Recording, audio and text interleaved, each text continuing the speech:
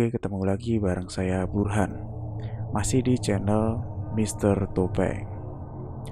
Ya, kali ini saya mau bacain cuitan di Twitter terkait dengan pengalaman horor atau misteri yang dialami oleh orang-orang yang mereka menceritakannya atau mencuitnya di Twitter. Nah, ini ada salah satu akun bernama non-kafir @wordsfangs, dengan dia mencuit tiba-tiba pengen cerita tentang hantu-hantu zaman maba dulu. Oke, berarti inti di sini hantu-hantu ketika dia masih jadi maba. Gak tahu dia sekarang udah lulus atau masih jadi mahasiswa. Oke, tapi sebelumnya boleh dong kalian like dulu video ini, terus komen di bawah, dan juga jangan lupa klik subscribe dan juga tekan tombol loncengnya. Oke, singkat cerita langsung aja saya bacain tweet dari non-kafir atau @wordsfangs. Nanti akan saya cantumkan sumbernya di video ini. Maba, biasalah baru masuk kampus, senangnya nongkrong sama teman-teman. Suatu hari saya nongkrong di warkop. Posisinya warungnya di turunan, yang kanannya itu sama kirinya udah hutan semua.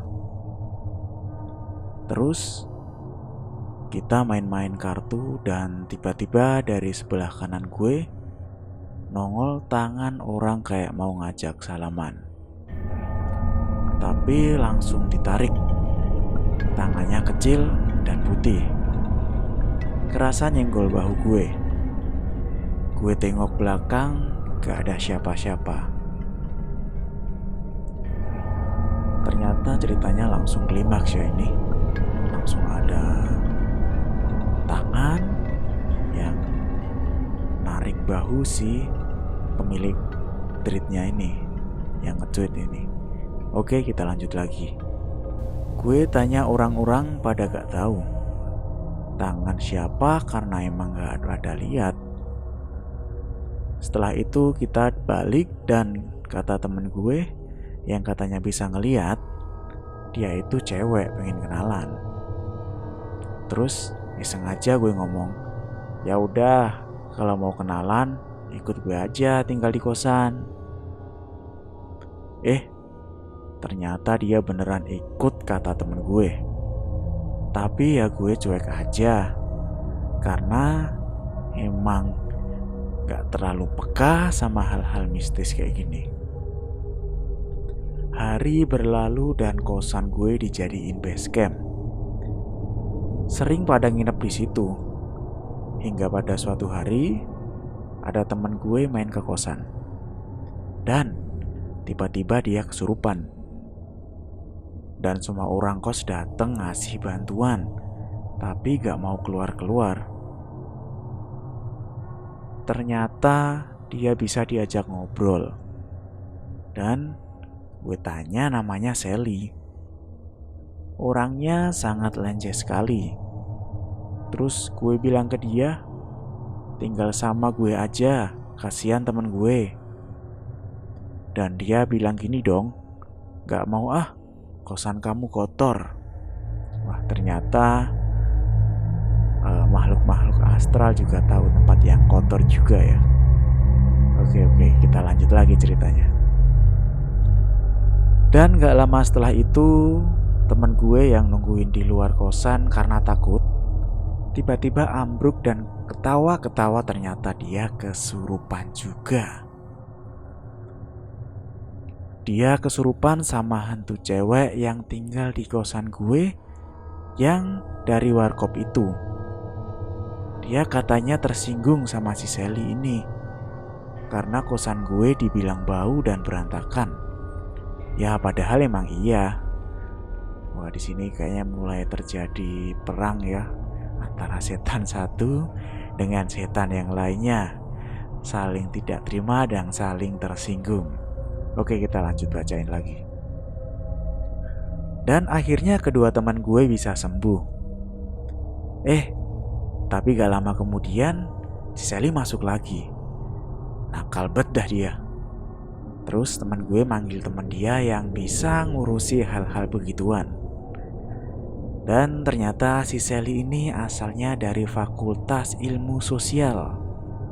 Wah, ternyata si Sally ini, si makhluk astralnya, ternyata juga mantan mahasiswa ya. Oke, kita lanjut lagi. Terus teman gue ini dibawa ke FIS, diobatin di sana karena emang si Sally ini asalnya dari sana. Jadi FIS tadi Fakultas Ilmu Sosial ya, disingkat jadi FIS. Dan ketika lagi diobatin lumayan lama, terus tiba-tiba ibu gue video call. Gue angkat dan hanya menghubungkan karena sinyalnya jelek, terus mati. Gak lama setelah itu, ibu gue nge-WA. Mas, itu tadi siapa? Orangnya jelek dan ngomongnya sok Inggris. Halo madam katanya. Gue kaget dong, karena emang gak ada yang bilang begitu pas ibu gue VC, video call maksudnya. Dan cuma menghubungkan terus lalu mati. Jadi di sini kasusnya si TS itu nggak ngerasa telepon video callnya itu nyambung karena sinyalnya cukup jelek. Tapi si ibu ngerasa video callnya nyambung dan ada sesosok yang dibilang jelek dan ngomongnya so Inggris.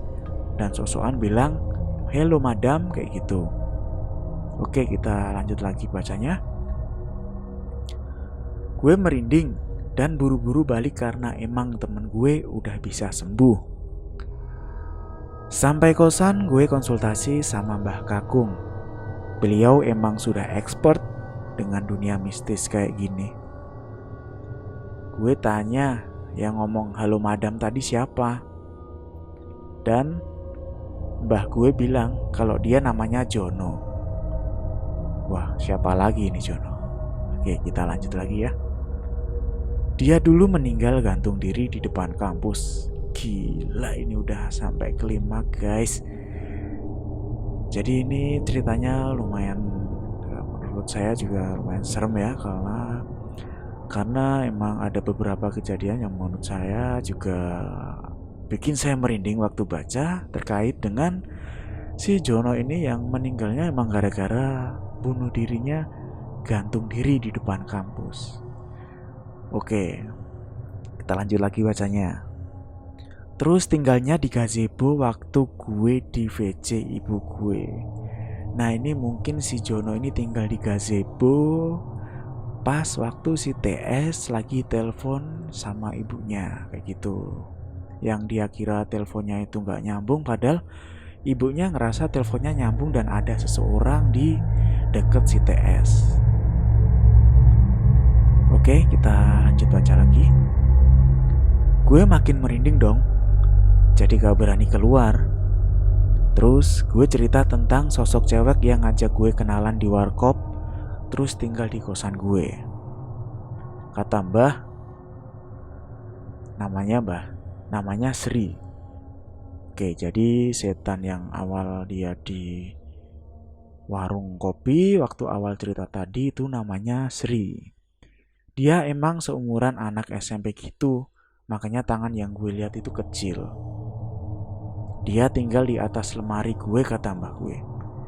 Dan ternyata waktu gue ke FIS, Fakultas Ilmu Sosial, buat ngeluarin si Sally, si Sri ikut dan dia ngajak Jono dan Sally buat tinggal di kosan gue. Weh, gila ini emang. Ternyata di kehidupan di luar dunia kita itu ternyata mereka juga saling berinteraksi. Oke. Ya ini di luar dari pengetahuan saya juga, karena ini memang saya juga hanya membacakan cerita horor atau pengalaman dari si TS. Jadi percaya nggak percaya, ya itu memang pengalamannya si TS. Karena hal seperti ini juga nggak setiap orang juga mengalami. Oke, kita lanjut lagi. Gue yang gak sadar kalau mereka bertiga tinggal di kosan gue sering ngalamin hal-hal aneh. Yang paling, saya ulangi. Yang paling sering sih manggilin nama gue dan arahnya dari pojok lemari. Terus pernah tiba-tiba pintu lemari ngebuka keras banget kayak ada yang ngebanting. Padahal angin kipas gak sekuat itu. Terus gue maghrib lagi gitaran. Tiba-tiba rambut dijambak dong. Temen gue juga maghrib tidur di kos gue. Posisi gue lagi di luar. Terus tiba-tiba kayak ada yang mukul galon dibarengi sama suara teriakan orang yang kayak orang bangunin sambil marah gitu. Temen gue kaget, terus dia bangun dan ngeliat keluar kos dan gak ada siapa-siapa. Wow, ternyata yang diganggu gak cuma si TS, karena ada teman si TS yang lagi main ke kosannya dan dia pun juga tidak luput dari gangguan-gangguan mereka ya. Oke, lanjut lagi bacanya. Yang paling sering sih dia gangguin gue waktu teleponan. Setiap orang yang gue telepon pasti nanya gue di kosan sama siapa. Karena mereka dengar suara, misalnya suara cewek ketawa, suara babi, suara orang nangis. Bahkan temen gue pernah disapa sama mereka dan gak berani kalau gue telepon. Nah, ternyata banyak banget ya yang mengganggu. Mulai dari suara cewek ketawa, ada suara babi juga, entah itu dari mana suara babinya. Kita lanjut lagi. Terus pernah gue juga lagi ngaca dan sisiran. Kaca kosan gue itu ngadepnya ke arah pintu. Jadi kalau ngaca bisa sedikit lihat keluar. Pas lagi sisiran gue lihat ada cewek bolak-balik dari luar. Gue pikir ceweknya anak kos lah. Pas beres sisiran ternyata posisi pintu masih ketutup. Wow, banyak sekali gangguannya ini ternyata. Oke, kita lanjut. Jadi dia seliwerannya di dalam kos gue. Edan emang. Tapi gue gak pernah ngerasa takut atau terganggu karena emang gangguannya masih dalam hal positif. Kayak jambak rambut gue waktu masih gitaran maghrib, bangunin kawan gue waktu tidur maghrib. Jadi ya gue ambil positifnya. Jadi gue yang ambil positifnya aja. Ya jadi gangguan yang dirasain sama TS dan juga orang-orang di sekitarnya itu masih dalam taraf normal dan lebih mengarah ke positif. Jadi mereka ngingetin ya seolah-olah waktu maghrib itu jangan main gitar, waktu maghrib jangan tidur, ya sebaiknya bangun. Terus ya kalau muslim langsung ambil air wudhu, sholat maghrib kayak gitu mungkin ya, kode dari mereka. Kita lanjut lagi. Mungkin mereka ngingetin gue buat sembahyang. Dan karena hantu gue jadi rajin sembahyang waktu itu. Dan karena gue mulai rajin, mereka udah jarang ngingetin gue lagi. Nah, itu juga sudah mulai tercerahkan ya tentang gangguan-gangguannya. Mungkin setahu saya juga untuk makhluk-makhluk astral atau makhluk gaib itu ada yang baik, ada yang buruk juga, sama seperti kita manusia. Ada manusia yang baik, ada manusia yang buruk atau jahat. Nah, bersyukurlah si TS ini ketemu mereka-mereka yang baik. Jadi saling mengingatkan ketika si TS ini mungkin lalai akan sembahyang, untuk mendekatkan diri padanya, seperti itu. Oke, lanjut lagi. Setelah 2 tahun ngekos di situ dan bareng 3 hantu, gue akhirnya ngontrak rumah bareng temen gue dan gak pernah denger kabar tentang mereka lagi. Halo Sri, Jono, Sally, jangan marah ya gue bikinin kalian utas begini. Semoga kalian bahagia dan tamat. Oke, lumayan ngeri juga ya untuk cerita dari TS non kafir Edward Sphinx dari Twitter ya. Nanti bisa saya kasih sumbernya.